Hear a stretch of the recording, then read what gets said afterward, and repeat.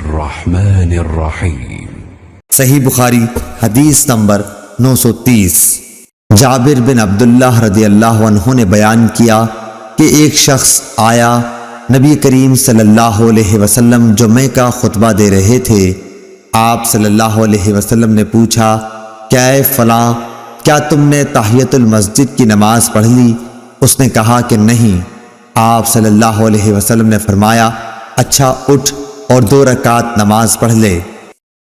اللهم صل على محمد وعلى آل محمد كما صليت على إبراهيم وعلى آل إبراهيم إنك حميد مجيد اللهم بارك على محمد وعلى آل محمد كما باركت على